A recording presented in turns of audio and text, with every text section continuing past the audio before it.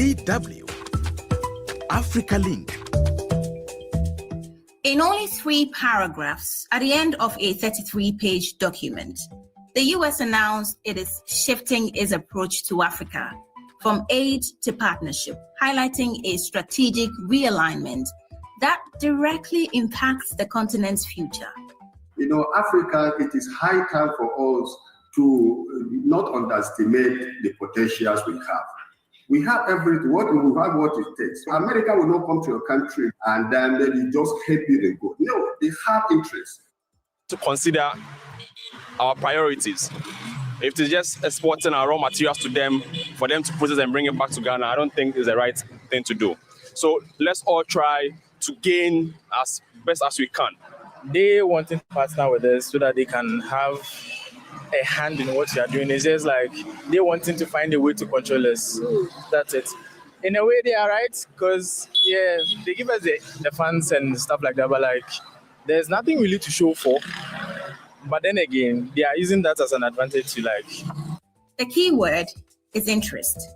What is the interest of America in Africa? And how can that interest be mutually beneficial to Africa? That's what's coming up. I am Adwoa Domena, and you are welcome to Africa Link, the podcast that connects you to the stories that matter. Africa Link, every weekday here on DW. 2 words have been overused, if not abused, when it comes to U.S. President Donald Trump's second term: radicalism and unpredictability. Both have played out even more clearly in America's new national security strategy. Threats to leave NATO, slamming Europe, and Africa. The plan is to move to an investment and growth paradigm, which is, capable of tapping from the continent's mineral resources and economic potential in exchange for what exactly? For investment, for trade deals, and maybe conflict resolution. At the end of the day, Africans increasingly want partnerships, not aid. And this was made clear at the AU-EU summit in Luanda. But what will it take, really, for this partnership to truly benefit Africa and its people? And that's why we're having this conversation. Joining me for the discussion are Dr. Samuel Afriyie. He's a political and international relations expert. We also have DW correspondent in Accra, Ghana, Mawuena Egbeta. Welcome to the both of you to Africa Link. Thank you. Thank you for having me. Great. So let me begin with you, Doc. You are our expert today. You have seen the document. What does it tell you at first glance? Africa is pushed somewhere in the last 3 paragraphs. Does it say anything to you? Yes, my pleasure to be with you and also your listeners. You know, when you look at the international space, when Donald Trump came in, there has been a lot of paradigm shift about the U.S. and its relations with the other countries, especially the blocked nations. We talk about the Africa, we talk about Asia, we talk about Europe. There has been a dramatic change or shift from the U.S. national policy towards these various nations and countries. So it has become necessary based on, and I think that the U.S. strategy towards Africa or towards other countries, that is their international relations, necessitated from the Chinese approach, and I think that is what the Donald Trump is being. If I describe it, was in a state that if nothing is being done, the Chinese or the Chinese will take over the international space where they will take most of the countries, because the Chinese were using partnership. They were using investment approach as one of the strategic reasons to move to these international, that is to the other countries. And that was gaining a lot. And recently, the Russians are also moving into that direction. So it shaked up the Americans, and for them to change the entire international policy towards these various countries that they have good relations with. And that is what maybe it has ended up the policy being changed, maybe from a different from their old ways of doing things and to the current strategy that they want to adopt. But this current strategy, does it benefit Africa? Africa has been one of the continents that has received nothing, if I should use that word, nothing, because we ourselves, we don't have any policy. Africa doesn't have any policy that will shape when they are supposed to deal with these countries. So here it has been exploitations of Africa. Even if it comes to investment, still we are being exploited. If you talk about these agreements, when it comes to our natural resources, most of our agreement, you see that even though it's an investment, but they are raping us. And that is something that even if it comes from aid to investment, still, because we are not organized, because we have not structured ourselves in relations to other countries, we are seen as an Africa, as a continent, but we operate as individuals. And that is what is hurting Africa, for these countries to exploit us. Mawuena, let me come to you. In terms of how Ghanaians are, receiving this shift from aid to partnership, what can you tell us? Well, to a great extent, the biggest impact of that shift from aid to partnerships was felt in the early part of this year when aid via USAID was frozen, and it sent the entirety of the continent and then persons here in Ghana as well into some disarray as to what next in terms of plugging the hole created within the budgets of respective African countries in areas in relation to health, infrastructure, democracy development, and all of that. For us here in Ghana, I think if I recall correctly, the president, in fact, had to immediately direct the finance minister to begin to find money to plug the hole which was being created as a result of the cuts in US aid. And so that's been one of the many things which has characterized this decision by the new administration to pivot away from aid towards partnerships.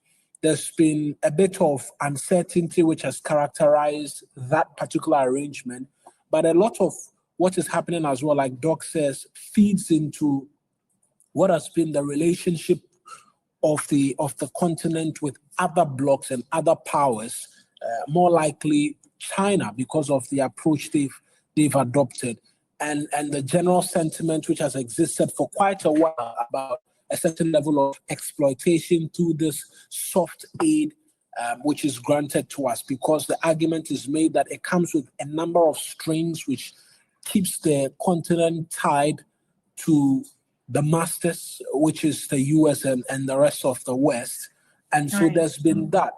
But in approaching this in terms of the perspective from Ghanaians as well, to an extent, there's a conversation that, well, if it's aid that is going away, what will partnerships mean as well? So, Doc, I would like to come back to you. You were making a point about a unified voice in terms of how Africa can present itself to the rest of the world and have more negotiating power or have more influence on the table. How can that be? We know that efforts have been made, especially in the trade agreement, the AFCFTA. But what more can Africa do, to present that unity on the international front?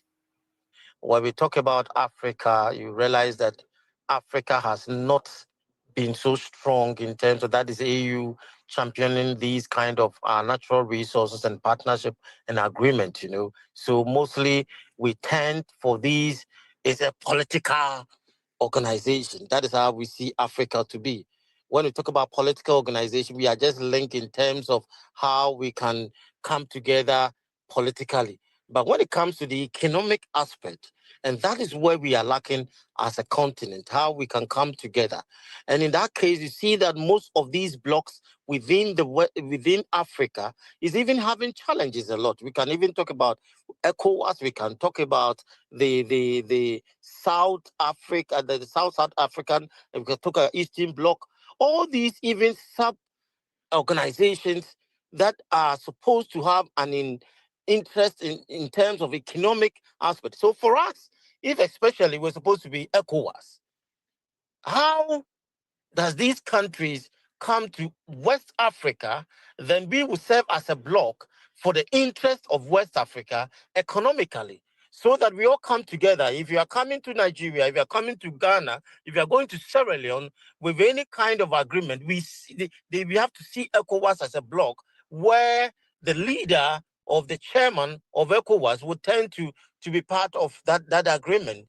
But because we have not been united and we have not been so organized in terms of the economic aspect, and that is what the whites have seen as the lacking, so they will use that as an approach and a way to get to us. And that is what is confronting us. Until then, my dear, I'm sorry that it will be very, very, very, very difficult for us because we lack economic sense of unity, economic sense of direction, and that is what we have to break, that kind of system for us to become a force in these kind of countries that they want to have an agreement with individual parties. Yeah. Right.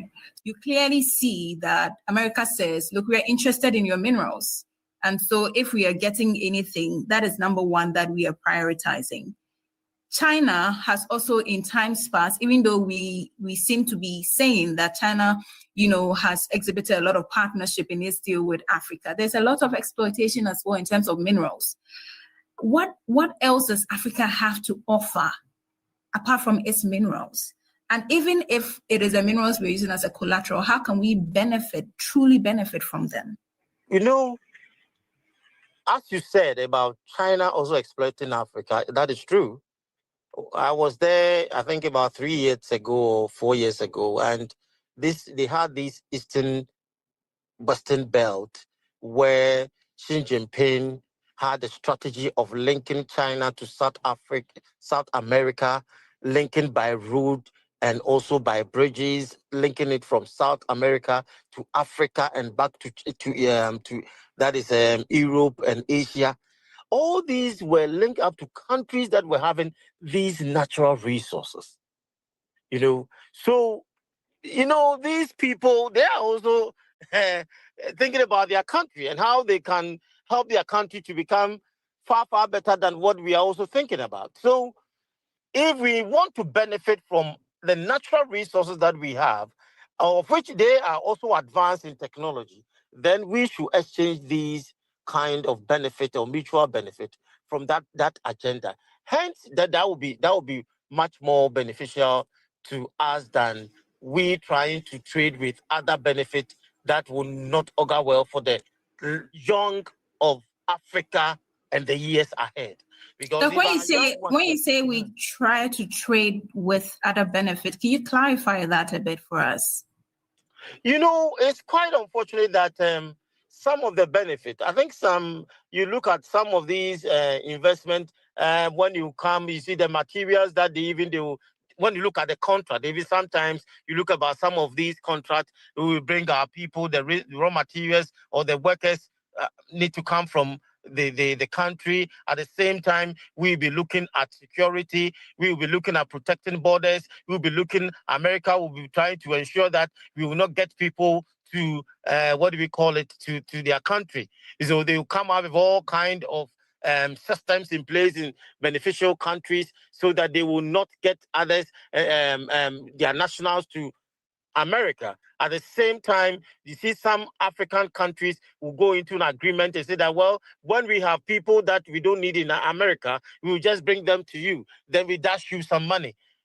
But Doc, let's be clear that none of the countries who have accepted US deportees have indicated that they took money whatsoever. But that's a conversation for another day, really. Well, Let me go back to yes, certainly. Let me go back to you, Mawuena.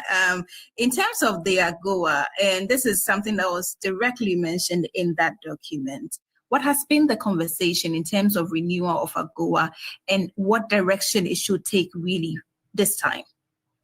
Well, it was a part of questions we sought to ask, and just over the weekend as well, the Deputy Secretary for African Affairs in the West Africa Bureau, William Stevens, as well as the Chargé d'Affaires of the U.S. Embassy here in Ghana, Rolf Olsen, they organized a brief press conference, and AGOA was a topical subject that came up in terms of what it is that is the plan going forward. On the part of the Ghanaian business people, the coming to a close of AGOA, or the end which we saw initially until the US Congress resurrected it for 1 year, was a difficulty because a lot of businesses had built their entire ecosystems around AGOA and the fact that it was a profitable enough venture for particularly businesses here in Ghana, because I recall speaking to the Chamber of Agribusiness amongst other things, and the concern was very rife. Now that it is returning, we know it's just going to be for 1 year. And so it still leaves them in a place of, okay, do I round up all of my activities in the US and begin to look towards China, where they say that they are open to doing business? Is China even a viable place for me to be headed? Or I will use this 1 year to seek to establish myself such that when AGOA does come to an end, I can bite the bullet going forward. Do we know what other options these businesses have started exploring? In the interim, it resurrected the conversation about trading amongst ourselves as a continent. And that's one of the many things that when you push some of the leadership in terms of trade and agribusiness here, they always double down on that. I mean, it only suggests that we have to look inward when it comes to trading amongst ourselves. We've seen the AFCFTA being in existence for quite some time. We haven't seen its complete fruition in terms of the ease of doing business and trades and goods being able to move across the continent. Let's talk a bit about security. In the second paragraph of the bit about Africa, there's something interesting the US says about remaining wary of Islamic insurgency while avoiding long-term American presence or commitments. What is America saying to Africa? My dear, you know that all these lessons, and how American is approaching or changing their ways of doing things in Africa in terms of security is, especially I will link up to the Russians, where the Russians has adopted a strategy of trying to have a security agreement with some of these countries, or countries that have challenges in terms of their security and these border issues with their own other countries. So the Russians adopted a strategic move of trying to build security links with these countries. And you know, the issue about Francophone countries trying to break away from France is also creeping in to make these countries not secure in terms of security. And that is what the Russians have realized, to move in fast to secure all these countries that think that they are not secured in terms of security, and linking themselves up with these countries. So Americans see this as a threat. And that is why they want to come in. And I don't know whether it's too late for them, because or whatever they want to link up, you realize that the Russians have taken over some time and they are making a lot of inroads. But, you know, it's not lost for the America that they can also build themselves up because of their policy. You see, their policy is one way and self-seeking agenda. And that is why the continent or the countries involved have now shifted to options that will make them more comfortable. And I believe that all kind of agreement in terms of security, and that's what now Trump is trying to focus their mind on. Now we realize that West Africa, we have these Sahel group people, military takeovers, and now they want to also bring the bloc. And these insurgents from, that is Nigeria, we talk about the Sahel, we have all these groupings. So in security-wise, you realize that it is not serving the interest of America. But the Russians are trying to intrude in some of these areas. And these countries, if you realize that you cannot protect, I use the word protect yourself or safeguard your country, you seek help. And these are the ways that these countries are trying to link up with countries that can offer them the best option so that they will be secured in terms of their various countries. But that is the option that is available to. Doc, our time is fast spent, so I'll just give you 30 seconds for your concluding remarks. You can touch a bit on the way forward for African countries, policymakers in Africa, and just a bit also about how Africa should be receptive to this document, which in all indications appears very self-serving from what you have told us. Thank you. Africa, I think the document should serve, should I say, a good lesson for our leaders to think up, to be innovative, to be creative in a way to handle the various policy relations with these international, or let's say these countries that is linking up with Africa. And I believe that our leaders should also be conscious of protecting our natural resources.